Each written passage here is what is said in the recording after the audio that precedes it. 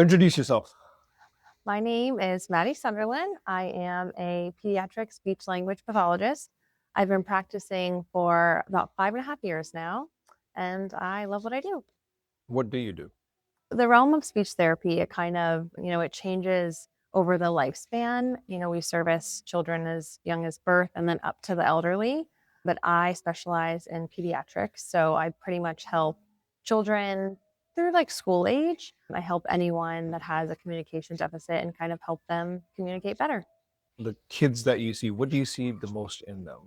What are the deficiencies that you see Yeah. most often in them? So typically it's either that they're not talking at all or they're talking, but they're unable to be understood. So I think that's sometimes a misconception is, oh, my child doesn't need speech therapy. They're talking so much. It's like, can they be understood?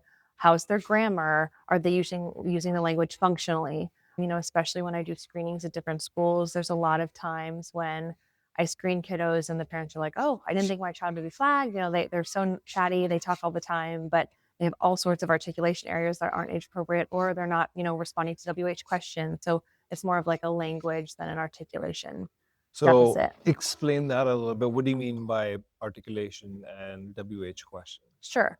So there's the language piece. So it's, how we form sentences, how we respond to WH questions. If I say to a child, how old are you? And they say October, right? Like that's a language impairment. They're not understanding the question I've asked. They're not understanding how to use the language to respond. And then there's, on the flip side, there's articulation, which is how we make those sounds. So, when I'm doing articulation with the kiddo, I may point to a stop sign and say red means stop, green means, and then I want them to fill in with the word go. But I'm not really worrying about if they say go. I'm listening for the sound. So they're saying, I'm looking for them to say go, right? Produce that G sound, produce that O. And a lot of times, if the child has an articulation impairment, they might say do because they haven't acquired the G sound yet. G sound, yeah. Yeah, and that's a flag for me. Articulation is how we make our speech sounds, and language is just kind of how you use the English language, how you understand, can you follow directions? Can you understand, negation? So if I say, go get me the ball that's not small, will they go do that or will they get the one that's small? So those are big pieces that I think parents don't always know that's all relevant when it comes to speech language therapy. Got it. Yeah. And you mentioned something about WH questions. So what are those? So WH questions are who, what, when, where, why, and how, which Okay. how isn't WH. But so, a what question would be like something simple as what is this? What doing? What is the boy doing? So we're looking for verbs. When might be something like I love to ask my kiddos this, when do we wear a coat? You're looking for them to say when it's cold out, or why do we have a snack? Because we're hungry. So those sorts of things. Got it. What are usually the earliest signs that a child might benefit from speech pathology or speech therapy? Yeah, I would say the earliest signs would definitely be a child not talking. Or like I said, sometimes, I'll go to see a child and they're like, ba ba da da da. They're saying so many different sounds, they're stringing sounds together, but they are, 0% intelligible. And so that is a red flag too, because that tells us that they're, the way they're acquiring speech sounds is not age appropriate and, they could use some help. So What age is that though?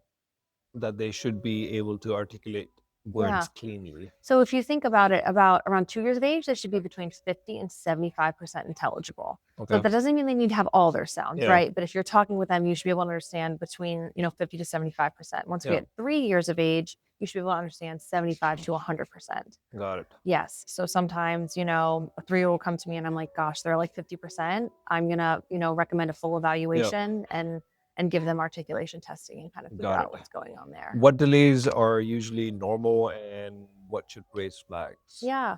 So I would say that's a good question because I think the pendulum has swung a little bit. It used to kind of be, oh, take this wait and see approach. I would argue that when a child is young, really no delays are appropriate. I would always err on the side of caution just because that these crucial ages of development are just huge and you don't want a child to get behind. So yeah, I would really say no delays are just sit back. Yeah. Except for, I will say, especially in this Northern Virginia area, there are a lot of multicultural families where there are dual languages spoken in the home. And that can be a big misconception. Parents will come and say, should we stop speaking our home language? And the answer is definitely not. You should continue to speak that home language all the time if you want. Let them get English at school. Let them get English with their peers. Let them, Because if a child is speaking words in their home language, that counts. So, a parent may come to me and say, we speak Spanish in the home, and they definitely have 50 words in Spanish, but they don't have it in English. That's okay. If they're 1 year, 1.5 years old, but they have 50 words in Spanish, then that's what we call a language difference, not a language disorder. So I think that would be a big one because, especially in this area, I have families come to me and they're like, oh, my child's behind. Then I kind of dig a little deeper about, well, what words do they have in their home language? And they rattle off all of these, words. I'm like, oh, they're not delayed at all. So that's So is this 50 words in any language? It's not correct. necessarily one language or the other. Correct. It's as long as they're picking up those 50 words in Exactly. either language, or it can be both languages together. So say the word is ball and mom's like, oh, they say ball in Spanish, that counts as a word. Say mom says they say ball in Spanish and English, that's actually 2 words. Oh, got it. Yeah. Okay, that's awesome. So they get to double dip there. Yeah. But there's a big thing that has been going on for a while about screen time. So the question really is that, does screen time really affect speech development, or is that just a myth? So I will say I'm not up to date with the most latest research. We read articles that said that there definitely is an impact on the brain, that the screen isn't able to, it's not real time, right? So, when a child's responding maybe to, what, let's say open, depending on what the child says, that screen is just moving right along. It's not in real time. It's not a true back and forth interaction. So I think it definitely impacts. And, I just think when possible to just, play with your child, talk with them is 100% better than any screen. But. So with this AI coming into play right now, if a child says open, or because a lot of AIs are being specifically built for interacting with kids nowadays. I'm not too up to date with the AI stuff. So but do you think that's going to affect? I think it kind of goes hand in hand with that screen time thing. Yeah.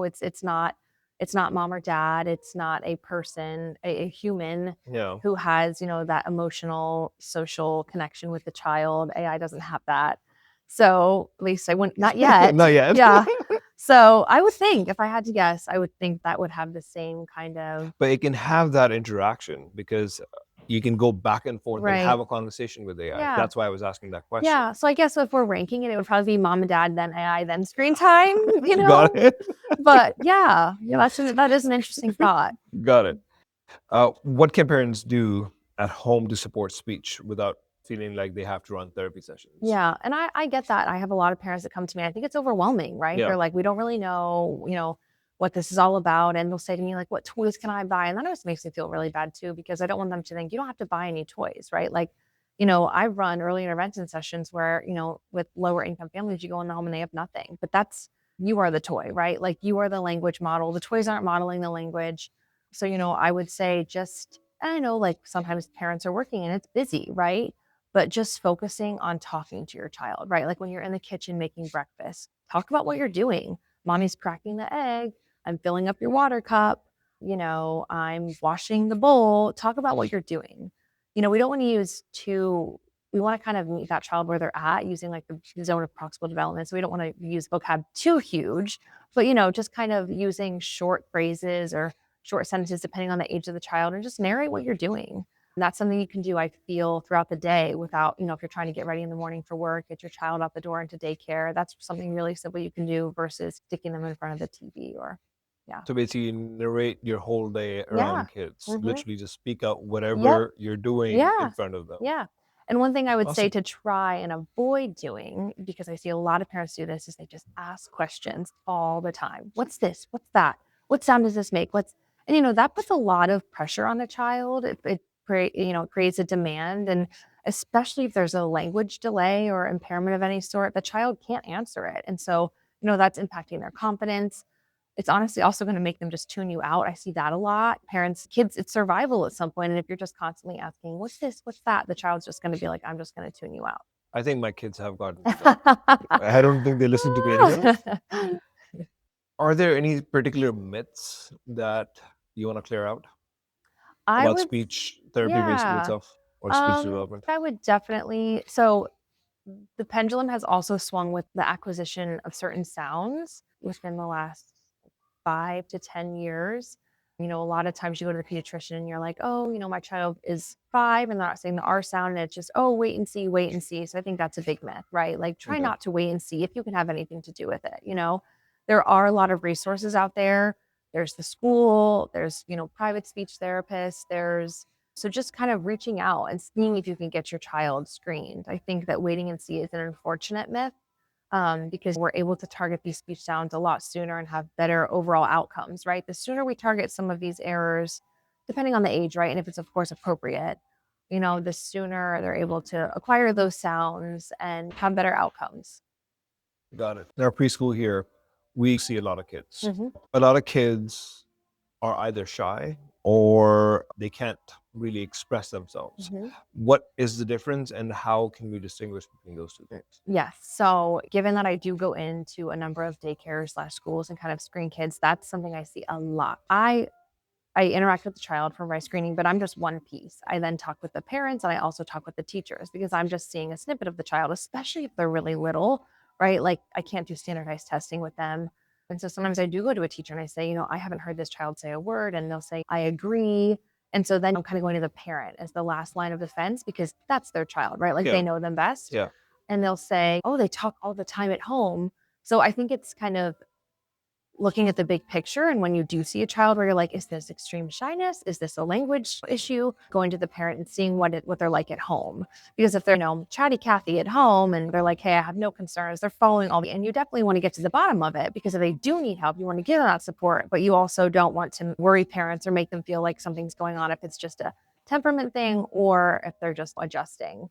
I will say there's been a few instances recently where the parent does say, hey, my child talks up a storm at home, but this child's been in this class for like over a year and they've yet to hear their voice. That is a little bit concerning.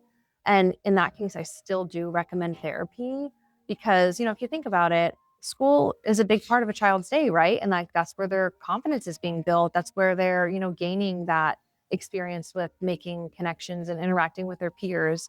So in those instances, I do still recommend therapy, and it's like a one-on-one. And our goals are to build their confidence to, a quote unquote, like, increase their communicative risk taking, because right now they're like very afraid to take risks, but not sure why necessarily, but so helping them become more communicative in the classroom. So you've been coming to our school for a while now. Yes. Yeah. What are your thoughts? How are our teachers assisting you, Yeah. or how are you helping them Yeah. help kids Sure. do better? Yeah. Well, right off the bat, this is a wonderful school and you guys have a lot of great things in place. Like, just right off the bat, I love the visuals you have on the bulletin boards with the word you're targeting, the vocab word. That's kind of a multimodal approach where you have like the word, then you have visuals. You guys also work on sign language. One of the classrooms I was in, I think they're working on big, and last week was maybe small or something. Those are huge, right? And you're working on the sign language to kind of build that receptive and expressive vocabulary for those kiddos.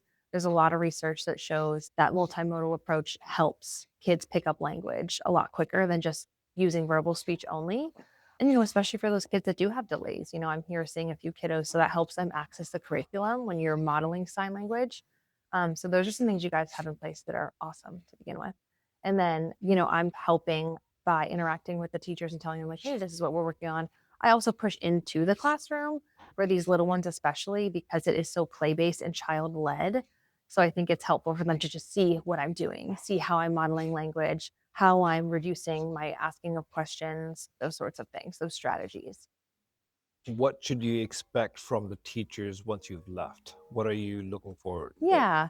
I mean, I know their hands are full, right? They've got full classrooms. So I don't expect them to, be the speech therapist and continue on because they have a classroom full of, however many kiddos. But it would be helpful if they could, continue to model language in the way I do, which again, I know that's kind of a big ask, but just slowly working toward that, right? Like modeling short phrases, reducing questions when possible, using simple language. I think that would be really helpful.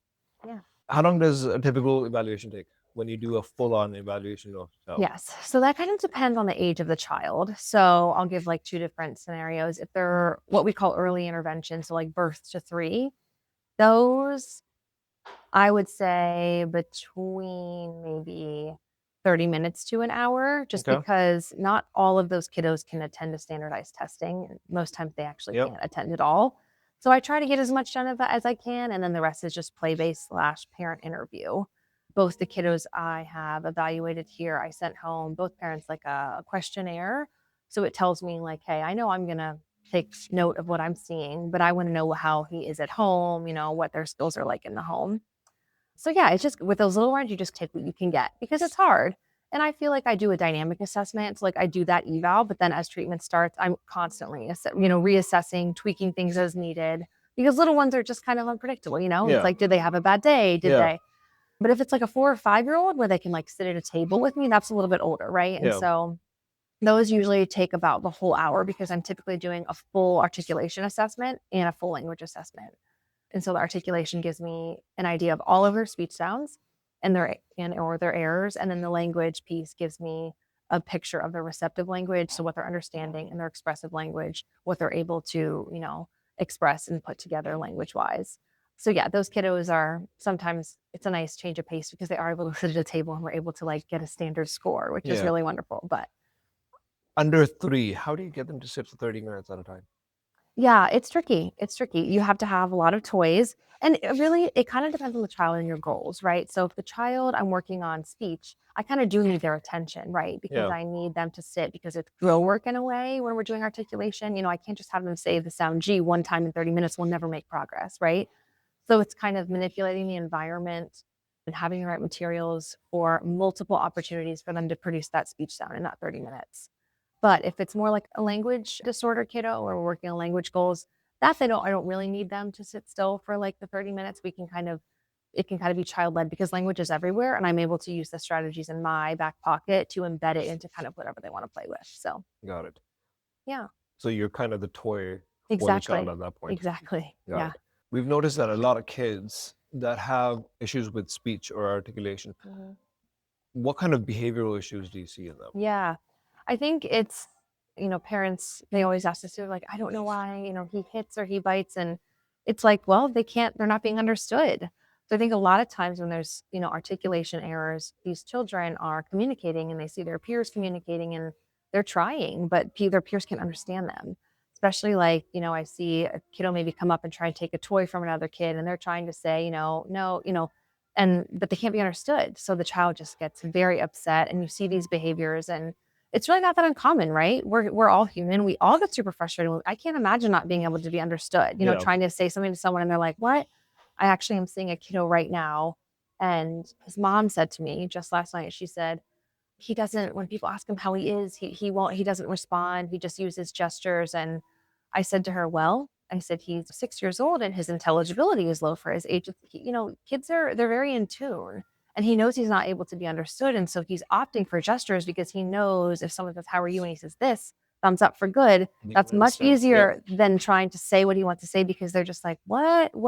And it's hard on his confidence. So it's like I don't speak Spanish at all. So if I go to Spain and nobody around me knows how to speak English, gestures work at that point. Exactly. It's survival. So it's, and even then the younger kiddos, they're not even quite usually up to par with the gestures. So they're just resulting in pushing and biting because they're frustrated and it's how they get that need met. Yeah.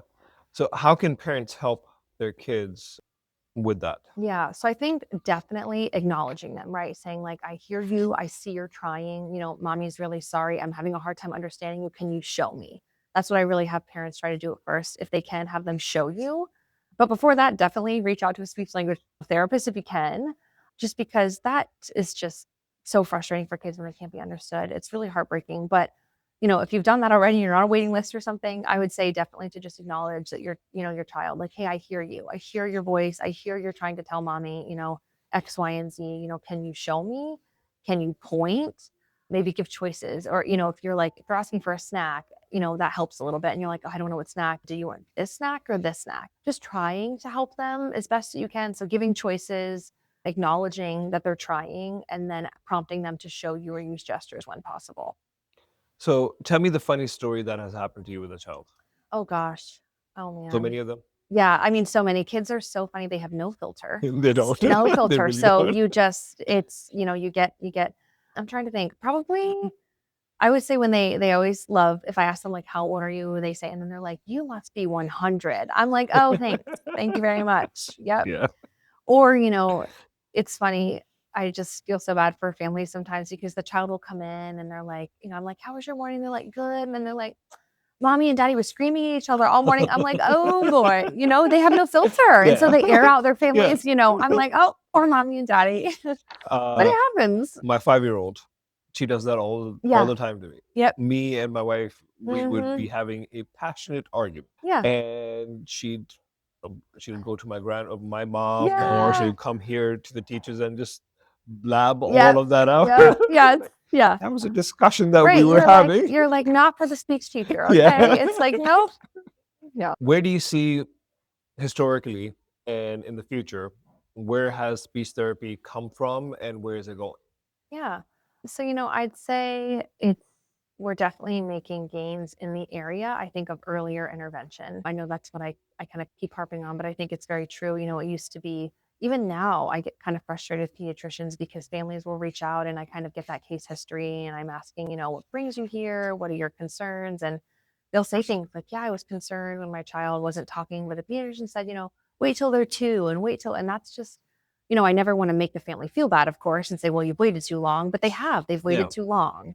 So, I'm hoping that we're sort of going more toward earlier intervention because I think that historically that's where, pediatricians have just kind of, I think it's just a lack of keeping up with, pediatricians. I'm not a pediatrician, but I think they have a lot of research, and I think it's a lack of keeping up with the maybe necessarily speech and language research. And so that's historically, I think, what people have done. But now we need to kind of switch that a little bit. I think for pediatricians, it's normally keeping kids as healthy as possible physically. Yeah. But the speech aspect of it, first of all, you barely get to see that pediatrician for like 5 minutes, if Right. that, on a good day. And the child isn't warming up. And so they probably just Yeah. chalk it up to, oh, I'm a new person. And Yeah. then they just, Yeah. yeah. So it's just, but I see what you mean by that. Yeah. What one piece of advice would you give parents?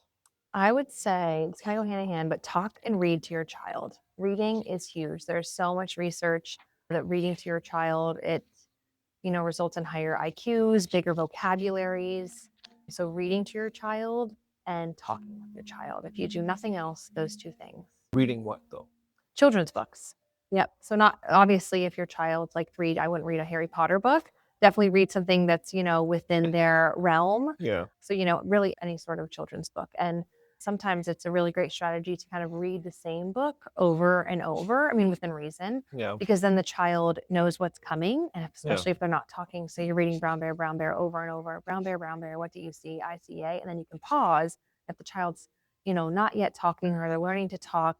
This is familiar and this is comfortable to them. So they're going to take that jump and try to fill in and probably be right because you've read it multiple times. And then it's a win for them, right? Yeah. They're having success with their communication and it's just great for their vocabulary and confidence and everything. So how many times have you read that Brown Bear? Oh my gosh, so many. And, I now have an 8-month-old, so we read it all the time. And yes, too many times. And now there's like renditions of it. It's like Polar Bear, what do you hear? That's it. What do you hear? Yeah, there's so many. But yes. Anything that you want to really tell our audience that they should really work on?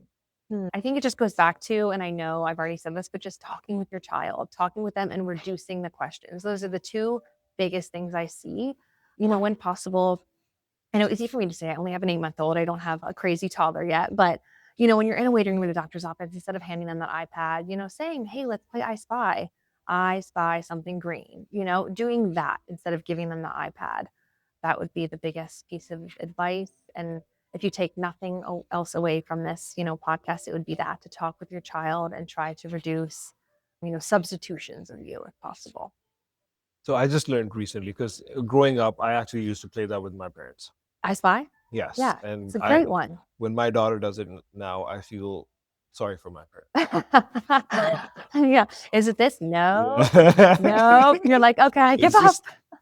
But I just recently learned there's actually a book that literally does I Spy. Yeah. It's about yay thick. Oh, wow. It has like 30, 40 pages in it. Yeah. I bet it keeps her busy. Yeah. It's very interesting. Mm-hmm. Maddie, thank you very much. I really You're appreciate very your time. welcome. Yes, this is And great. again, you do awesome work with our kids Thank here, you. and I Yeah. really appreciate that. I love this school, but this would definitely be a place we would send him in a I heartbeat. It's a appreciate that. wonderful school. I Yeah. really appreciate that. Yeah. Great. Thank you. You're very welcome.